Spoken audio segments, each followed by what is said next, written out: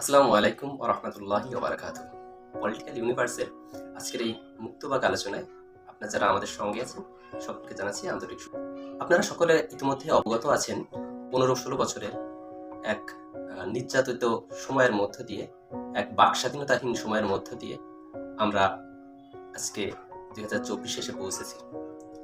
ছাত্র জনতার বৈষম্য বিরোধী আন্দোলনের মধ্য দিয়ে যেটি গণ অভ্যুত্থানের রূপ নেই গত ৫ই আগস্ট। এই গণ অভ্যুত্থানের মধ্য দিয়ে তরুণ প্রজন্মের হাত ধরে আজকের বাংলাদেশ এক নতুন বাংলাদেশে রূপান্তরিত হয়েছে। আপনারা জানেন, ফ্যাসিস্ট শেখ হাসিনা গত ১৫টি বছর যাবৎ এই দেশকে একটা দুর্বিষহ নির্যাতনের কারাগারে রূপান্তরিত করেছিল পুরো দেশটিকে। আমাদের এই স্বাধীন সার্বভৌম সোনার বাংলাদেশকে যারা একটি ব্যর্থ রাষ্ট্রতে পরিণত করার পরিকল্পনায় মত্ত ছিল। আপনারা জানেন, আয়নাঘরের মতো এক নির্যাতনের জায়গা তারা প্রস্তুত করেছিল। সেখানে কত নিরীহ মানুষ বিনা বিচারে নির্যাতিত হয়েছে তার ইয়ত্তা নেই। কত মানুষ সেখানে প্রাণ হারিয়েছে আপনারা আরো জানেন। প্রতিটি ইউনিয়নে, প্রত্যেকটা গ্রামে যারা বিরোধী মতের মানুষ, যারা ভিন্ন মতের মানুষ, তাদেরকে দমন করা হয়েছে, নিপীড়নের শিকার হতে হয়েছে। এরই মধ্য দিয়ে আমরা আজকের এই স্বাধীনতা পেয়েছি। কিন্তু আজকে যে বিষয়টি আপনারা ইতিমধ্যেই আমাদের ভিডিওর থাম্বনেলে দেখেছেন, স্বপ্নের বাংলাদেশ এখন কোন পথে, আপনারা ইতিমধ্যে বুঝতে পারছেন কোন বিষয়ে কথা বলতে চাচ্ছি। স্বাধীনতা অর্জন আর স্বাধীনতা রক্ষা করা দুটি এক জিনিস নয়। বহু রক্তের বিনিময়ে, বহু ভাইয়ের রক্তের বিনিময়ে যে স্বাধীনতা আমরা অর্জন করেছি, সেই স্বাধীনতাকে সমুন্নত রাখতে আমাদের যুদ্ধটাকে জারি রাখতে হবে।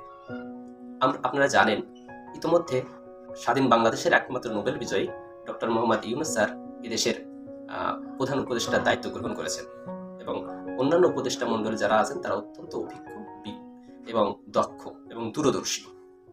তাদের দক্ষতা, দূরদর্শিতার প্রমাণ আমরা ইতিমধ্যেই পেয়েছি। আমরা একটা সংকটকালীন সময়ের মধ্যে দিয়ে যাচ্ছি। এই সংকট নিরসনে সকলের সমান ভূমিকা থাকা জরুরি। আমাদের এই স্বপ্নের বাংলাদেশ যদি আমরা প্রকৃত অর্থে গড়তে চাই, তাহলে যে রোড ম্যাপে আমাদেরকে চলতে হবে সে বিষয়ে কিছু কথা বলতে আজকে আপনাদের সম্মুখে হাজির হয়েছি। অ্যাকচুয়ালি আমরা জাতিগতভাবে একটা অত্যন্ত সাহসী একটি জাতি। আমরা ধৈর্য ধারণ করি, কিন্তু ধৈর্যের বাঁধ যখন ভেঙে যায় তখন তা আজকের যে বন্যা সারা বাংলাদেশে প্লাবিত হচ্ছে দেখছেন, তার চেয়েও ভয়ঙ্কর রূপ ধারণ করে। সেটা ১৯৭১-এ প্রমাণ হয়েছে, সেটা ৬৯-এ প্রমাণ হয়েছে, ৫২-তে প্রমাণ হয়েছে এবং সর্বশেষ ২০২৪-এও প্রমাণ হয়েছে। আমরা চাই একটি সুন্দর, সমৃদ্ধ এবং সম অধিকারের বাংলাদেশ। আর তার জন্য যেটা প্রয়োজন সেটা হচ্ছে, প্রথমত আমাদের দেশে ন্যায় বিচার প্রতিষ্ঠা করতে হবে। বিচার বিভাগীয় স্বাধীনতা আমাদেরকে আনতে হবে। ইতিমধ্যে আপনারা দেখেছেন, অসংখ্য বিচারক যারা স্বেচ্ছায় পদত্যাগ করেছেন, যারা বিগত ১৫টি বছর মিথ্যা বিচারের নামে মিথ্যা প্রোপাগান্ডা সাজিয়ে অসংখ্য নিরপরাধ মানুষকে সাজা দিয়েছে। তার মধ্যে উল্লেখ না করলেই নয়, বাংলাদেশের জামাত ইসলামীর শীর্ষ নেতাদেরকে এক জুডিশিয়াল কিলিং এর মাধ্যমে তাদেরকে দুনিয়া থেকে বিদায় করে দেওয়া হয়েছে।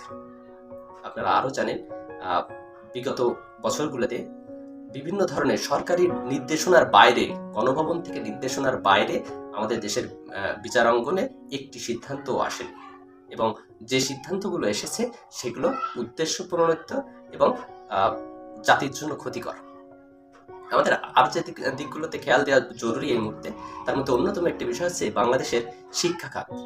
শিক্ষা খাতের অবস্থা এতটাই দুর্দশাগ্রস্ত যা আসলে ভাষায় প্রকাশ করার মতো নয়। আমাদের দেশের শিক্ষা ব্যবস্থাকে ধ্বংস দেওয়ার একটা পায়তারা করছিল বাংলাদেশ আওয়ামী লীগ সরকার। এদেশের সরকার সেই নীল নকশা এঁকেছিল যে কোনো একটি জাতিকে যদি বর্বরতার দিকে ঠেলে দিতে হয়, অন্ধকারের দিকে ঠেলে দিতে হয়, যদি সেই প্রাগৈতিহাসিক আরব ইতিহাসের দিকে তাকায়, তাহলে আয়ামে জাহেলিয়াতের যুগে প্রেরণ করতে হয়, তাহলে তার শিক্ষা ব্যবস্থাকে ধ্বংস করে দেওয়া আগে জরুরি। এদেশের থেকে যদি ডাক্তার তৈরি না হয়, যদি দক্ষ ইঞ্জিনিয়ার তৈরি না হয়, যদি দক্ষ পাইলট তৈরি না হয়, তাহলে এদেশকে নিশ্চয়ই অন্য কোনো দেশের উপর নির্ভর করতে হবে, অন্য দেশ থেকে মেধা আমদানি করতে হবে।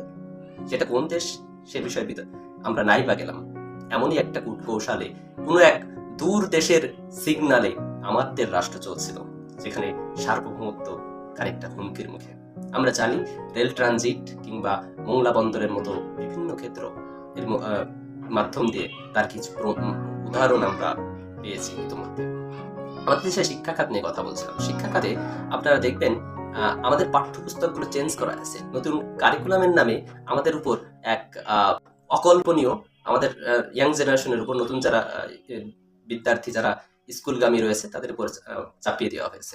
তাদের শিক্ষা আগের মতো কোনো সঠিক পদ্ধতিতে বা কাঙ্ক্ষিত জ্ঞানার্জন যেটা আমরা এক্সপেক্ট করি তাদের মাধ্যমে যে মেধাটা ক্রিয়েট হবে, তাদের ভিতরে যে স্কিলগুলো থাকবে, তারা অনেকটাই ঘাটতি থেকে যাচ্ছে বর্তমান জেনারেশনের মাধ্যমে। যেখানে পরীক্ষা পদ্ধতির পরিবর্তন আনা হয়েছে, যেখানে মান যাচাইয়ের ক্ষেত্রে ব্যতিক্রম আনা হয়েছে, এবং আমাদের উচ্চতর শিক্ষার ক্ষেত্রেও এমন এমন কিছু বিষয় আনা হয়েছে যা আমাদের জাতি হিসেবে সংস্কৃতিগত দিক থেকে আমাদের সাথে সাংঘর্ষিক, যেগুলো আমাদের সাথে যায় না, আমাদের কালচারের সাথে যায় না, আমাদের আদর্শগত কোনো পরিবর্তন আনে না, আমাদেরকে একটা দক্ষ জাতি হিসেবে, মানসিকভাবে একটা শক্তিশালী জাতি হিসেবে গড়ে তুলতে সাহায্য করে না। এই জায়গাগুলোতে আমাদের নতুন সরকার, যে সরকারই আসবে, তাদেরকে খেয়াল রাখতে হবে এবং জাতিকে একটা একটা অবাধ, সুষ্ঠু, নিরপেক্ষ নির্বাচন দিতে হবে এই অন্তর্বর্তীকালীন সরকারকে। অন্তর্বর্তীকালীন সরকারকে সামনে অনেকগুলো চ্যালেঞ্জ আছে, কিন্তু এই চ্যালেঞ্জগুলোকে আরো বেশি কঠিন করে দেওয়ার পায়তারায় রয়েছে একটি বিশেষ মহল। আপনারা লক্ষ্য করে থাকবেন, গতকালকে আনসার বাহিনী, বাংলাদেশের একটা কন্ট্রাকচুয়াল ফোর্স, যেটা বিভিন্ন ক্ষেত্রে তাদেরকে কাজে লাগানো হয়, বিভিন্ন সরকারি অফিসার এবং এমপি মন্ত্রীদের বাসভবন নিরাপত্তা সহ নির্বাচনকালীন সময় বিভিন্ন কাজে তাদেরকে নিয়োজিত করা হয়। তারা কিছু নিয়ে তারা আন্দোলনে নামেছে, কিন্তু আশ্চর্যের বিষয়, গত 15-16টি বছরে তাদের কোনো আন্দোলন সংগ্রাম না দেখতে পেলেও এই অন্তর্বর্তীকালীন সরকারের 16 দিনের মধ্যেই তারা বিশাল এক আন্দোলন আরম্ভ করেছে। সেই আন্দোলনের হিসেবে তারা সচিবালয় ঘেরানোর মতো দুঃসাহস দেখিয়েছে, যার পেছনে নিশ্চয়ই অশুভ কোনো ইঙ্গিত বহন করে। আপনারা দেখেছেন ইতোমধ্যে বিভিন্ন জায়গাতে ক্ষুদ্র ক্ষুদ্র গোষ্ঠী কিছু কিছু ছোট ছোট দাবি নিয়ে মহা আন্দোলন আরম্ভ করেছে। আপনারা জানেন এই সময়টি আমার দেশের মানুষ কত সংকটময় সময়ের মধ্যে দিয়ে পার করছে।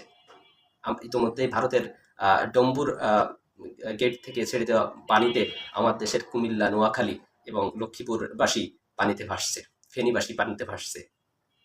তাদের পাশে যখন সারা বাংলার মানুষ তাদের অর্থ, যান, মাল দিয়ে পাশে দাঁড়াচ্ছে, তখন একটা অশুভ গোষ্ঠী তাদের স্বার্থ চরিতার্থ করতে কোনো এক বিদেশি গোষ্ঠীর ইন্ধনে এই কাজগুলো করে যাচ্ছে। আমাদেরকে সবাইকে সচেষ্ট থেকে এই দুর্বৃত্তদের রুখে দিতে হবে। নতুন বাংলাদেশ গড়তে আমাদের সবাইকে হাত লাগাতে হবে। আমরা খেয়ে না খেয়ে হলেও আমাদের দেশকে স্বাধীন, সার্বভৌম এবং মুক্ত বাংলাদেশ করতে চাই, যেখানে আমার আপনার বাক স্বাধীনতা থাকবে, যেখানে আমার আপনার চাহিদার প্রতিফলন রাষ্ট্রের কার্যক্রমের মধ্য দিয়ে প্রতীয়মান হবে। আমার আপনার চাহিদা, আমার আপনার চেতনার বহিঃপ্রকাশ ঘটবে জাতির কার্যক্রমের মধ্য দিয়ে।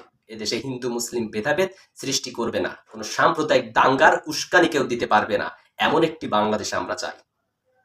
সুপ্রিয় সুধী, সেই বাংলাদেশের লক্ষ্যে, সেই বাংলাদেশের স্বপ্ন অন্তরে ধারণ করে আজকের মতো এখানে শেষ করছি। সবাই পাশে থাকবেন, আর আমার চ্যানেলটি ভালো লাগলে সকলে চ্যানেলটিকে সাবস্ক্রাইব করবেন। ধন্যবাদ।